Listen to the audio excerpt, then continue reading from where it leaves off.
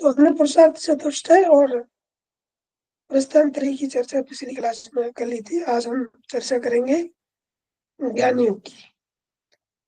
तो ज्ञान योग है, भक्ति योग है, राजयोग है, कर्म योग है, ये विभिन्न प्रकार के योग के संप्रदाय हैं, है ना। विभिन्न प्रकार की योग की परंपराएं हैं।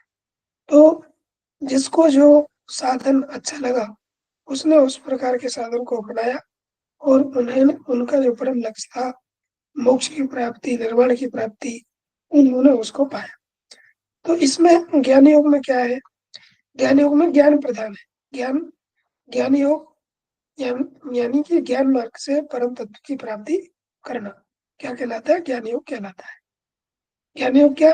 ज्ञान ज्ञान के माध्यम से, नॉलेज के माध्यम से जो परम तत्व है, ईश्वर तत्व है, परम चेतना है, उस तत्व की प्राप्ति करना ही ज्ञान योग है। इसके दो साधन बताए हैं, इसके दो अंग हैं। हम क्या क्या है? एक तो बहिरंग साधन है और एक अंतरंग साधन है। तो बहिरंग साधन में क्या क्या चीजें आती है? बहिरंग मतलब जो बाहरिक रूप से काम करता है, वो बहिरंग साधन है। और जो आंतरिक रूप से काम करता है, वो अंतरंग साधन है। ठीक। तो बहिरंग में विवेक, वैराग, सठ संपत्ति और मोक्ष, है ना। विवेक, वैराग, सठ संपत्ति और मोक्ष, इनकी चर्चा हम आगे करेंगे। साथ ही साथ अंतरंग साधन भी है। अंतरंग साधन जिसमें श्रवण, मनन और निधिध्यासन, ये अंतरंग साधन है जो आंतरिक रूप से कार्य कर रहे हैं, अंदर व्यक्ति के जीवन को परिवर्तित कर रहे हैं, वो आंतरिक साधन या अंतरंग साधन। बहिरंग साधन जो बाहरिक रूप से जिसको समाज और जिसको देख पा रहा है स्वयं व्यक्ति, वो क्या है? बहिरंग साधन, जिसमें विवेक, वैराग्य, सच, बुद्धि और मोक्ष आता है। बहिरंग साधन की चर्चा करते हैं। आवाज तो आ रही है मेरी? Yes, sir, आ रही है। Yes, sir, your voice is clear. Okay.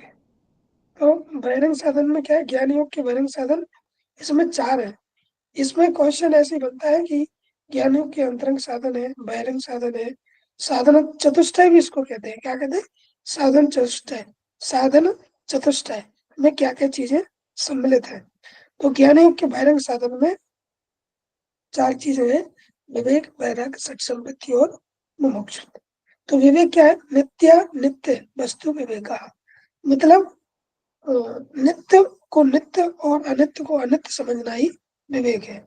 जैसे परमात्मा, ईश्वर, ये नित्य है, और जो भौतिक चीजें, शरीर है, ये क्या है? अनित्य है।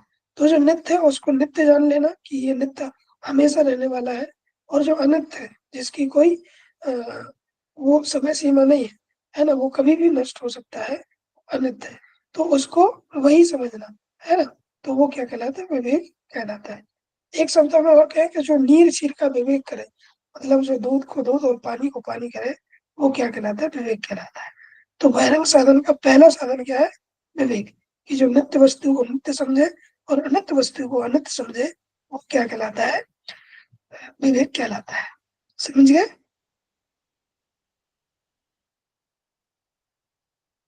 अगला जो बहिरंग साधन है, वो क्या है? वैराग। वैराग क्या है? यह मूत्रार्थ भोग वैरागा, मतलब सांसारिक जो भोग विलास के पदार्थ है उसमें आसक्ति न रखना ही वैराग है। जो सांसारिक भोग विलास के भी जो भी पदार्थ है, जो विषय वस्तु है, उसमें आसक्ति न रखना है। हमें पता है कि ये वस्तु जो है नष्ट होने वाली है, ये कुछ ही दिनों तक चलेगी, तो उसके प्रति जो है वो आसक्ति न रखे, वही क्या कहलाता है? वैराग्य कहलाता है। संधि विच्छेद करें तो भी मतलब विशिष्ट, और राग, है ना, कि जो सामान्य लोग हैं उनसे थोड़े से ऊपर उठ करके अपनी स्थिति को बनाना, है ना। सांसारिक सांसारिक लोग भोग विलास के पदार्थों में आसक्त रहते हैं, लेकिन अगर जो ज्ञानी योगी होगा, ज्ञानों के वैरंग साधन को अपनाएगा, तो वो क्या करेगा? सांसारिक जो साधन है, जो भोग विलास के साधन है, उन पदार्थों में आसक्ति नहीं रखेगा, क्योंकि वो पदार्थ हमेशा रहने वाले नहीं है, वो नष्ट होने वाले हैं। तो उनसे वो ऊपर उठ जाएगा, उनसे वैराग्य प्राप्त कर लेगा। समझ में आया वैराग्य? Yes, sir. हाँ, मुझे थोड़ा कंफर्म कराते रहिएगा कि आवाज आ रही है कि नहीं, बीच बीच में मैं पूछता हूँ तो। और अब आती है सठ संपत्ति। सठ मतलब होता है छह, संपत्ति मतलब छह विशेष प्रकार की संपत्ति। संपत्ति किसको कहते हैं? अमूल्य, अमूल्य वस्तु, अमूल्य वस्तु, है ना। कोई धन संपत्ति होती है, उसी प्रकार से सठ संपत्ति है। सठ मतलब छह। तो इसमें छह क्या क्या चीजें हैं? सम, दम, उपरति, तितिक्षा, श्रद्धा और समाधान। इसको हम आगे वन बाई वन देखते हैं। ये इनका क्रम आपको इसी प्रकार से याद रखना है। कई बार क्वेश्चनों में आया है। ये जो सठ संपत्ति है कई बार पूछी गई है। पहले तो ऊपर से ही पूछा पूछा है, ज्ञान योग के बहिरंग साधन। और अब इसके अंदर से सठ संपत्ति के क्रम को पूछ लेते हैं। इन्हीं छह क्रमों को दिए रहेंगे और पूछेंगे कि इसका सही क्रम बताइए, है ना। तो वो आपको पता होना चाहिए। सम, दम, उपरति, तितिक्षा, श्रद्धा, समाधान। और मुमुक्ष क्या है? मुमुक्ष है मोक्ष की प्राप्ति की इच्छा, है ना। मोक्ष की प्राप्ति की इच्छा क्या है? मुमुक्षुत्व है ना। मोक्ष की जो तीव्र उत्कंठा है, जो तीव्र इच्छा है ना, जो मोक्ष को पाने की इच्छा है, वही क्या कहलाती है? मुमुक्षुत्व कहलाती है। ठीक है ना। मुमुक्षुत्व क्या है? संसारिक जन्म मरण के बंधन से मुक्त होने की इच्छा को मुमुक्षु कहते हैं।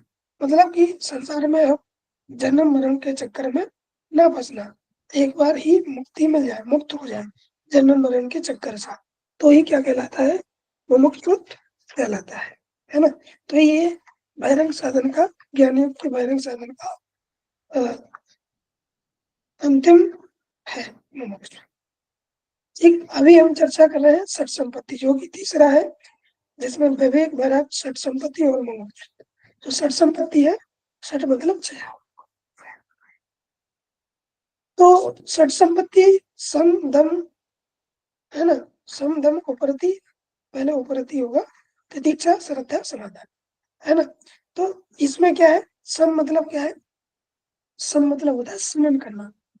समन नाम मन अंतरंग इंद्रियों निग्रह, ऐसा क्या कि मन का निग्रह करना, यानी मन पर कंट्रोल स्थापित करना, सम है। और सम को यहाँ पे क्या है? चित्त को विषयों से रोककर संयमित कर आत्मा में लगाना सम कहलाता है। जो चित्त है, चित्त यानी मन को आप समझिए यहाँ पर, मन को विषयों से हटाकर, क्योंकि मन ही विभिन्न प्रकार के विषयों तक जाता है, मन ही इंद्रियों को ले जाता है। तो यानी चित्त को विषयों से हटाकर या रोक कर, संयमित कर आत्मा में लगा देना ही क्या है? सम है। जो जो जो बाहर के विषय हैं, उन विषयों से चित्त को, मन को रोककर आत्मा में स्थापित कर देना ही सम है। समझ में आ रहा है ये सम? समझ में आया? Yes sir. तो जैसे बाहर के विषय हैं, तो जो मन है, चित्त है, बाहर के विषयों में हमेशा जाता रहता है, तो उसको वहां वहां से रोक करके आत्मा में लगा देना ही सम है। दम क्या है? दम, दम क्या है? दम जो है वो इंद्रियों का दमन करना। दमन मतलब रोकना, रोकना कैसे? जैसे कान की इच्छा है कि अच्छा अच्छा सुना, तो उसको अच्छा सुनने से रोकना है। इंद्रियों को लालसा रहती है कि, जीभ की लालसा है कि अच्छा अच्छा खाए।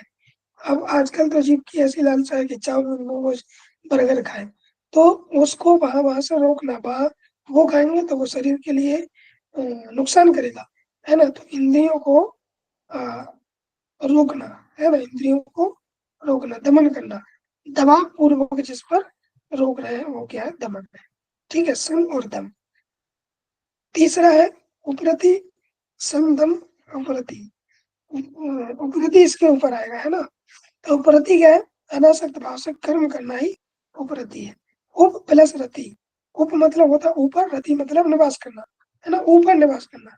तो अनासक्त भाव से संसारिक जो व्यक्ति है वो सकाम कर्म कर रहे हैं, इच्छा रहित कर्म कर रहे हैं, इच्छा के साथ कर्म कर रहे हैं, कुछ पाने के लिए कर्म कर रहे हैं। लेकिन जो ज्ञान योग का साधक होगा, वो सठ संपत्ति को अपनाएगा और क्या करेगा? अनासक्त भाव से कर्म करेगा। तो अनासक्त भाव से कर्म करने की युक्ति क्या है? उपरति है। तितिक्षा क्या है? तितिक्षा है द्वंद्वों को सहन करना। क्या करना? द्वंद्वों को सहन करना। द्वंद्व मतलब हानि लाभ, है ना, जरा मरण, यश यश अपमान, है ना, सुख दुख, इनको, ये जो द्वंद्व है, इनको जो है सहन करना ही तितिक्षा है। महर्षि व्यास ने कहा तपोद्वंद सहन, तब से ही तितिक्षा बना है ना। तो उनको क्या करना, तब तितिक्षा क्या है, जो द्वंद्व है ना, जो सर्दी गर्मी है, हानि लाभ है, सुख दुख है, ये सब मान है, उसको क्या है, सहन करना। तो ये क्या कहलाता है, तितिक्षा कहलाती है। ठीक है, समझ में आया, समदम उपरति तितिक्षा। अब आता है श्रद्धा और समाधान। हेलो, आवाज आ रही है? जी सर। ओके। और ये स्क्रीन से तो हो रही है ना, स्क्रीन? हो रही सर। ओके। तो 14 में है, चौथी जो संपत्ति है वो क्या है, श्रद्धा। श्रद्धा क्या है, गुरु वाक्य और वेदांत वाक्य में विश्वास रखना श्रद्धा है। भगवान स्वयं आदिनाथ कहते हैं, भवानी शंकर भगवान को श्रद्धा विश्वास रूप है। ये जो है आमिति श्रद्धा है और मैं विश्वास। तो जो गुरु वाक्य है, जो वेदांत वाक्य है, जो उपनिषदों में चर्चा है, जो वेदांत के महावाक्य है, उनमें क्या है, श्रद्धा रखना, है ना, श्रद्धा रखना। तो ये क्या है, ये विश्वास रखना ही क्या है, श्रद्धा है, एक प्रकार की संपत्ति है। सत्य मानते हैं, श्रद्धा से क्या होगा, सत्य का मापन होता है। ठीक। तो गुरु वाक्यों और वेदांत वाक्यों में, श्रेष्ठ वाक्यों में, सद्विचारों में श्रद्धा रखना ही, विश्वास रखना ही श्रद्धा है। तीसरा जो लास्ट का जो साधन है वो है समाधान। समाधान क्या है, शुद्ध बुद्धि परम ब्रह्म में तत्पर होना ही समाधान है। मतलब जो ब्रह्म का जो शुद्ध चेतन स्वरूप है ना, परब्रह्म का जो शुद्ध बुद्ध स्वरूप है, उसको उसको जानना, है ना, उसमें तत्पर होना ही क्या है, समाधान है। इससे क्या होगा, चित्त में जो है एकाग्रता आएगी। क्या आएगी, चित्त में एकाग्रता आएगी। तो ये क्या है, समाधान है। तो इस प्रकार से संपत्ति में आपने देखा सम दम उपरति तितिक्षा श्रद्धा और समाधान, यही इसका सही क्रम है। ठीक है, सम दम उपरति तितिक्षा श्रद्धा और समाधान। समझ में आई चीजें? हेलो, जी सर, आई सर, आई। ठीक, आवाज तो आ रही है, सब क्लियर है? क्लियर है, क्लियर। अभी हम, हाँ, बहुत बढ़िया, अभी हम चर्चा करने जा रहे हैं क्योंकि ज्ञान योग के अंतरंग साधन। अंतरंग साधन क्या क्या हो सकते हैं? तो अंतरंग साधन क्या है, श्रवण, मनन और निधिध्यासन। ये तीन जो है वो अंतरंग साधन है। बहिरंग साधन कितने थे, चार। कौन कौन से, विवेक, वैराग्य, सठ संपत्ति और मुमुक्षु।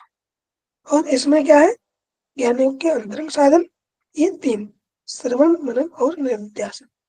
श्रवण क्या है, वही वेदांत श्रवण, है ना, श्रवण मतलब सुनना, है ना, वेदांत के वाक्यों को सुनना, ये श्रवण है।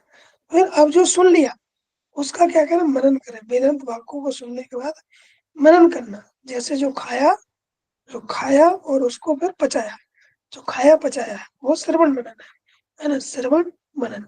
श्रवण मतलब कि कोई चीज को सुन लिया आपने, है ना, वेदांत वाक्यों को सुन लिया। अब वेदांत वाक्यों को सुनने के बाद उस पर मनन किया, है ना, उसको चिंतन किया, उसको आपने अपने भाव विचार उसमें जोड़े, तो वो मनन है। देखा कि क्या, कैसे कैसे ये सब चीजें जा रही हैं एक बात को लेकर, तो वो मनन है। और निधिध्यासन, निधिध्यासन मतलब चिंतन करना और फिर उसको अमल करना। मनन के माध्यम से जो भी तत्व निकला उसको क्या, चिंतन करके अपने जीवन में अमल करना। अमल है लिखा हुआ है यहाँ पे, लेकिन उसका मतलब क्या है, अमल करना। अमल मतलब जीवन में उतारना। ठीक, श्रवण पहले सुना, मनन किया, फिर चिंतन करके जीवन में अपना लिया, है ना। जैसे हम योग पढ़ रहे हैं, तो योग को अभी सुन रहे हैं, जान रहे हैं, फिर मनन करेंगे, मनन मतलब उसको पचाएंगे, है ना। फिर कई कई लोगों का जीवन परिवर्तित हो जाता है, वो फिर जैसे हमने यम नियम को जाना, यम नियम को जाना होगा, तो यम नियम को जाना और उसको मनन किया, है ना, कि इन लोगों ने यम नियम का पालन किया, तो अब हम भी पालन करें। तो पालन करें, तो पालन करने की विधि क्या है? अमल करना। अमल क्या है? निधिध्यासन। ठीक है। तब समाधि यानी आत्मा का साक्षात्कार होता है। किससे? किसी प्रकार से श्रवण मनन निधिध्यासन करने से तब क्या होगा? समाधि का साक्षात्कार होगा। इसका भी क्रम पूछ लेते हैं कि ज्ञानियों के अंतरंग साधन कौन कौन से हैं, है ना, बहिरंग साधन कौन कौन से हैं। तो उसमें चयन करने को भी आ सकते हैं कि, और सही मिलान में भी आ सकते हैं, ज्ञानियों के अंतरंग, ज्ञानियों के बाहर। तो उसमें दो ही जोड़ी में दी हो तो पता होना चाहिए। ठीक है, तो ये अभी हमने ज्ञानियों देखा, ज्ञानियों के अंतरंग साधन, बहिरंग साधन। बहिरंग में विवेक, वैराग्य, षट संपत्ति और मोक्ष को देखा। षट संपत्ति में समदम, अपूर्ति, तितिक्षा, श्रद्धा, समाधान। और जो बहिरंग अंतरंग साधन है उसमें शरण गमन निधिध्यासन को देखना। ठीक है, आवाज तो आ रही है? जी सर। ओके। अभी हम आगे एक और योग की परंपरा पर बढ़ते हैं। वो क्या है? भक्ति योग। अब ज्ञान के माध्यम से परमात्मा तत्व को, उस ईश्वर तत्व को, समाधि तक पहुंचना ज्ञानों था। अब क्या है? भक्ति योग के माध्यम से, है ना, भक्ति योग के माध्यम से ईश्वर तत्व को जानना, परमात्मा तत्व को जानना, वो क्या है? भक्ति योग है। तो भक्ति शब्द भज से सेवा एवं धातु से बनता है, जिसका अर्थ होता है सेवा, पूजा आदि। हम आपको एक बात और बताते हैं, भक्ति योग जो है वो बहुत ही सरल है, सहज है, और कोई भी व्यक्ति कर सकता है भक्ति योग को। भक्ति योग में जैसे सूरदास, तुलसीदास, रैदास और मीराबाई, ये भक्ति योग की एक प्रकार के उदाहरणार्थ है, जिन्होंने भक्ति योग को जीवन में उतराया, अपनाया और भगवान को प्राप्त किया, है ना। तो ये भी उन्हीं प्रकार, जो विभिन्न प्रकार की परंपरा है, उन्हीं में से योग है, उन्हीं में से एक है ना। तो भक्ति शब्द संस्कृत भाषा के भज सेवाएं धातु से बना है, जिसका मतलब होता है सेवा और पूजा आदि। भक्ति योग की साधना भाव प्रधान साधकों के लिए उपयुक्त है ना। ये किसके लिए है? भाव प्रधान है। ज्ञान में ज्ञान प्रधान था, कर्म में कर्म प्रधान रहेगा, है ना, मंत्र में मंत्र प्रधान रहेगा, और भक्ति योग में क्या है? भाव प्रधान है। भाव के भूखे है भगवान, है ना। तो भाव विद्यते देवा, ऐसा कहते हैं कि देवता जो है वो भाव में विराजमान होते हैं। जब कर्मकांड करते हैं तो क्रिया के साथ में भाव को जोड़ते हैं। आप मंदिर में जाते हैं, जल चढ़ाते हैं, फूल चढ़ाते हैं, पुष्प चढ़ाते हैं, जो भी चढ़ाते हैं, तो उनके प्रति एक पवित्र भाव रहता है। तो भक्ति योग क्या है? भाव प्रधान है ना। भाव प्रधान साधकों के लिए भक्ति योग है। ठीक। तो स्वामी विवेकानंद जी कहते हैं कि सच्चे और निष्कपट भाव से ईश्वर की खोज करना, है ना, सच्चे और निष्कपट भाव से ईश्वर की खोज करना, ईश्वर को जानना, उसको प्राप्त करना, उसकी खोज में लगे रहना, तो ये क्या है? भक्ति है। यही बात रामायण में भी कही है, निर्मल जन मन सो मैं पावा, मोह कपट छल छिद्र न भावा। कपट रहित होकर, है ना, छल रहित होकर के सच्चे मन से, निर्मल मन से भगवान को प्राप्त करना, भगवान की खोज करना, ही क्या है? भक्ति योग है। नादर भक्ति सूत्र में एक सूत्र आया है, ये आपका एक ग्रंथ है, इसको भी हम अच्छे से पढ़ेंगे। इससे भी क्वेश्चन एक ना एक जरूर बनता है। पिछले 4-5 एग्जाम से कंटिन्यूअस एक क्वेश्चन नहीं, एक क्वेश्चन आ रहा है ना। 84 सूत्र है, उसको हम पढ़ेंगे। तो उसमें से जो दूसरा सूत्र है वो क्या है? सा तस्मिन् परम प्रेम रूपा। क्या है? सा तस्मिन् परम प्रेम रूपा, मतलब जो भक्ति है, भगवान के प्रति जो उत्कट प्रेम है, उत्कट मतलब एक प्रकार की उत्कंठा, कि अब तीव्र इच्छा, है ना। तो वो क्या है? भगवान के प्रति जो उत्कट प्रेम है, जो स्नेह है, जो वात्सल्य है, वही क्या है ना, सा तस्मिन् परम प्रेम रूपा। ठीक है, समझ में आया भक्तियों का? हेलो। जी सर। हाँ, भक्ति के प्रकार। तो भक्ति रसायन ग्रंथ है, उसमें दो प्रकार की भक्ति बताई गई है, एक पराभक्ति और एक अपराभक्ति। पराभक्ति उच्चतम स्तर की भक्ति है और अपरा नीचे स्तर की भक्ति है, जिसके इसे गौड़ी भक्ति भी कहते हैं, जिसके दो भाग है, एक वैदिक भक्ति है और एक रागात्मक भक्ति है। वैदिक भक्ति को 9 प्रकार की वैदिक भक्ति को निबदा भक्ति भी कहते हैं, तो 9 प्रकार की होती है। ठीक, आपने पराभक्ति अपराभक्ति याद रखनी है। अपराभक्ति के 2 प्रकार है, एक वैदिक भक्ति और एक रागात्मक भक्ति।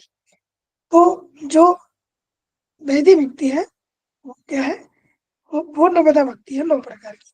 यहाँ से क्वेश्चन आता है, बहुत बार आया है, तो ये जो श्लोक है दिख रहा है, ये आपको याद होना चाहिए, है ना। तो कैसा है, क्या बताया है, श्रवणम कीर्तनम विष्णु स्मरणम पाद सेवनम अर्चनम वंदनम दास संक आत्मनिवेदनम, है ना।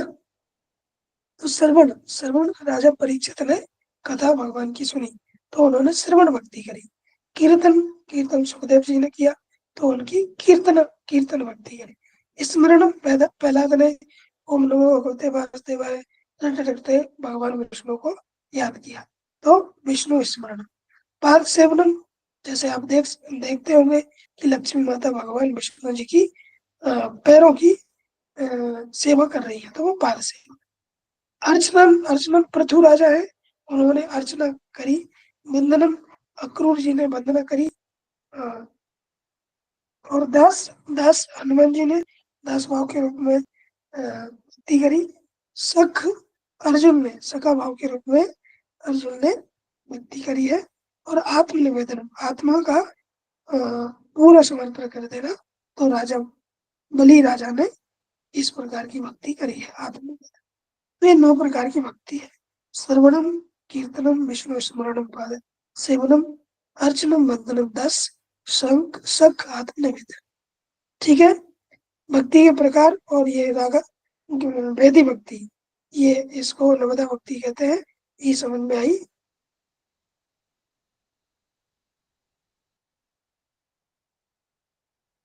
हेलो। जी सर।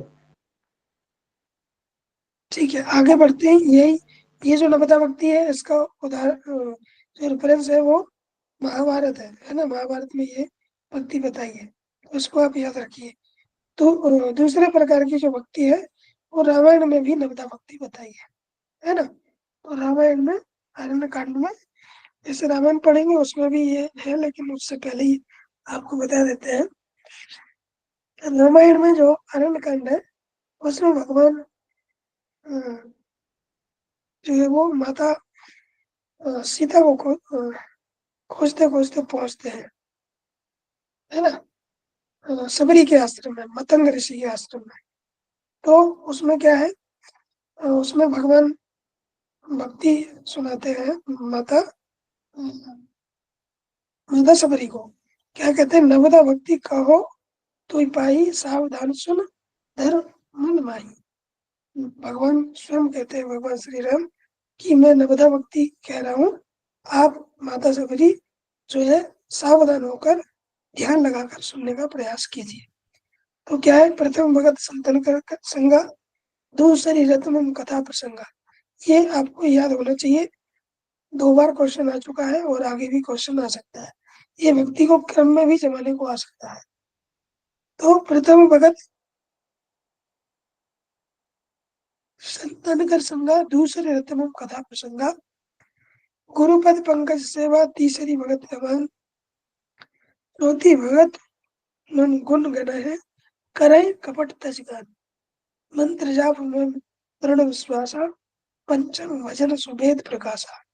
और छठतम शील व्रत भो कर्म निरत निरंतर सज्जन धर्म, सातम सब मोहि मैं जग देखा, मोते अधिक संत कर लेगा, आठम जथा लाभ संतोषा, सपने नहीं देखा पर तोषा, नवम सरल सब सन सलहीना, मम भरोस ही हरस न दीना, नवमो एको जिनके होई, 9 में से किसी एक भक्ति जिसके अंदर हो गई, नार पुरुष सचराचर कोई, उसके समान कोई और दूसरा नहीं हो सकता।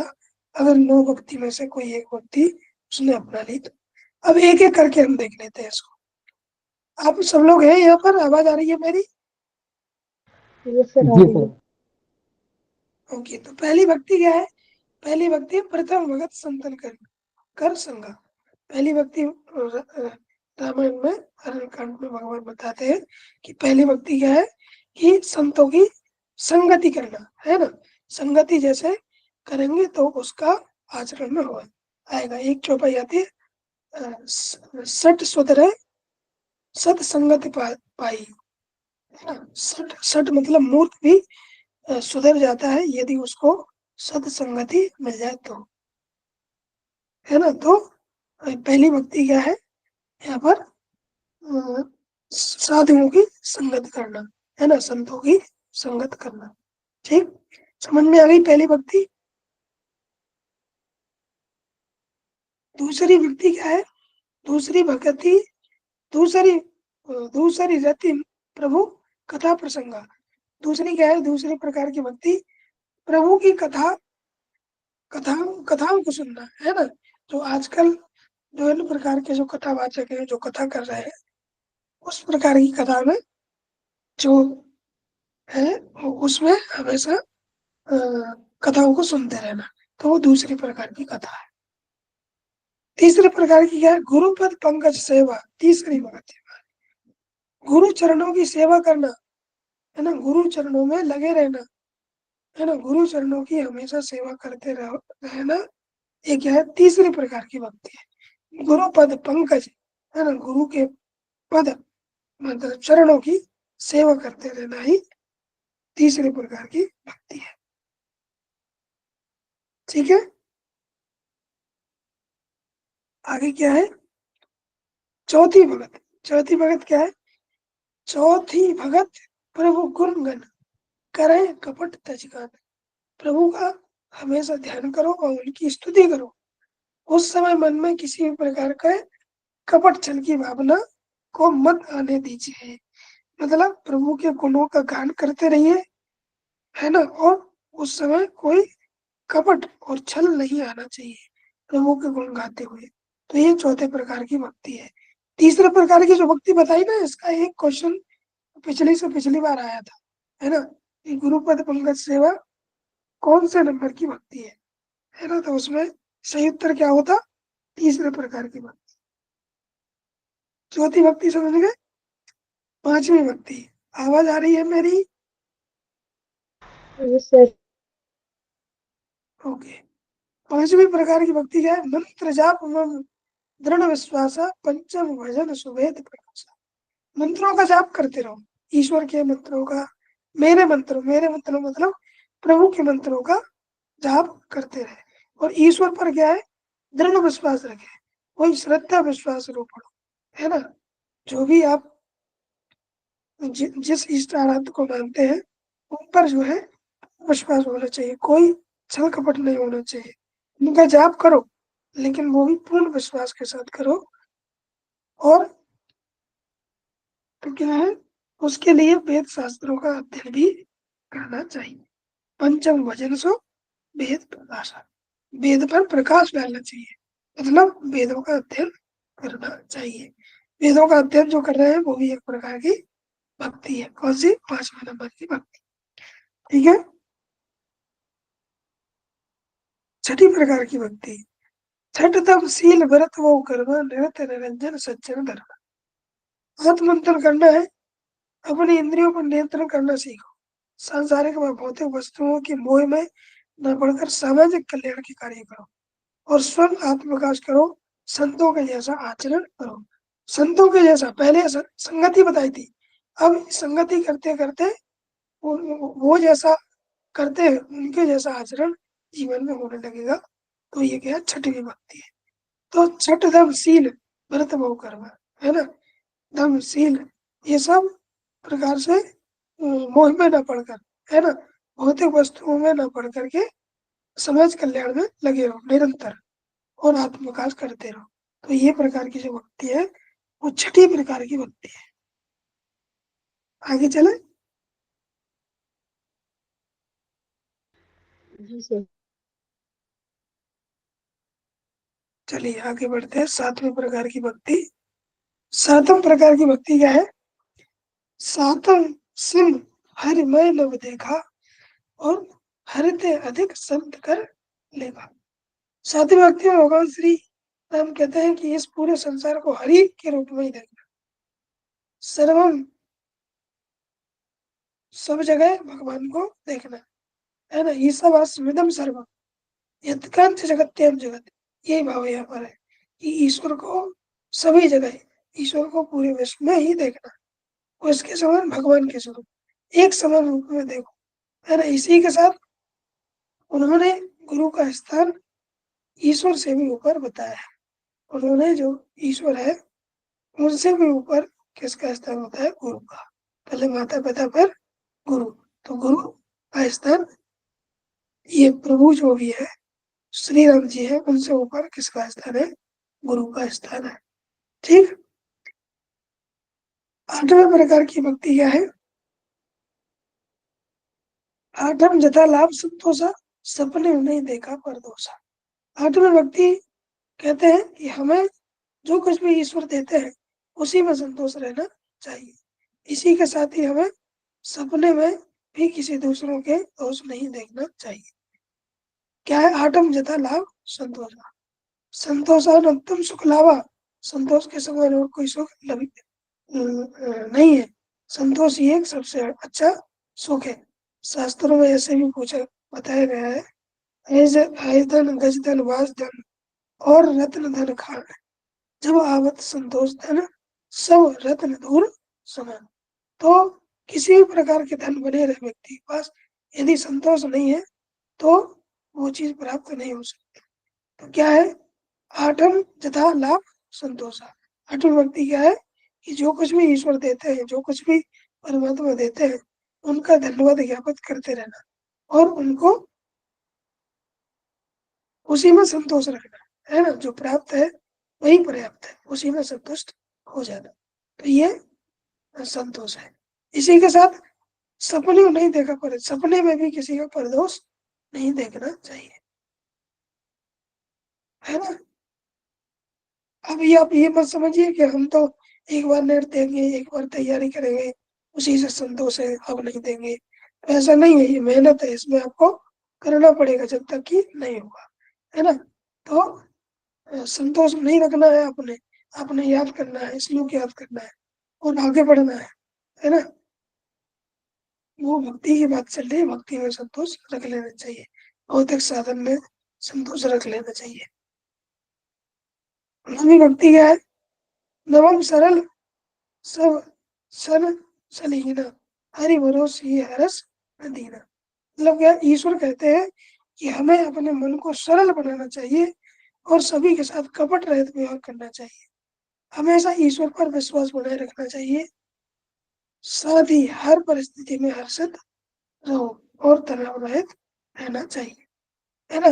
तो सरल हो जाना चाहिए, छली में होना चाहिए और हरि भरोसा, हरि मतलब भगवान पर भरोसा रखना चाहिए। हरि भरोसे हर्षण दीना, और दूसरे पर भरोसा नहीं करना चाहिए, सिर्फ भगवान पर ही भरोसा करना चाहिए।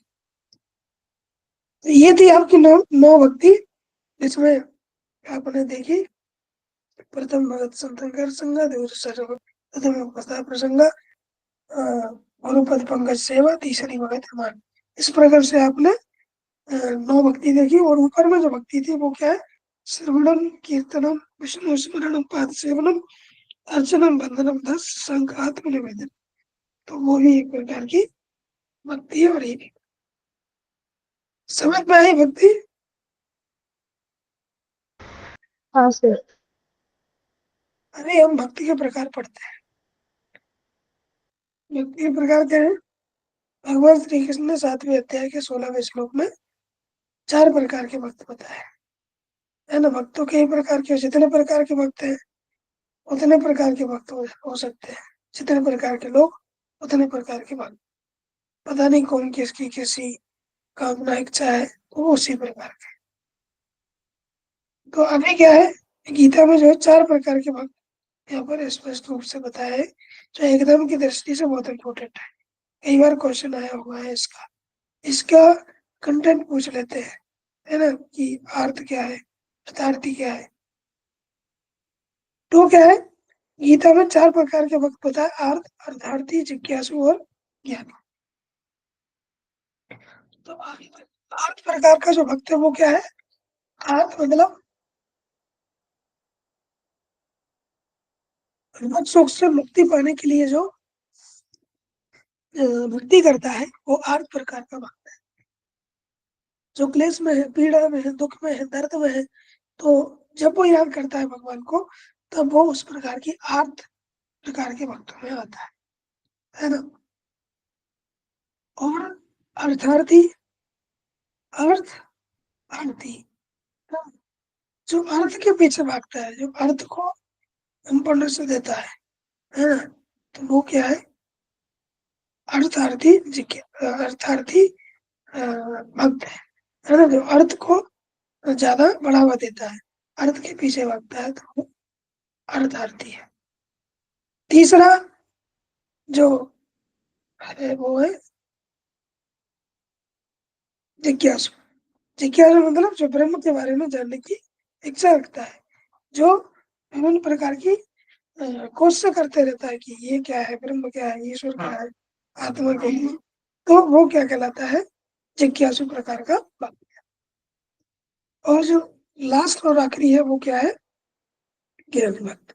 तो सब कुछ जानता है, ईश्वर के स्वरूप को जानता है, ईश्वर की भक्ति करता है, इस प्रकार तत्व ज्ञानी भक्ति को ही ईश्वर सर्वश्रेष्ठ कहा गया है।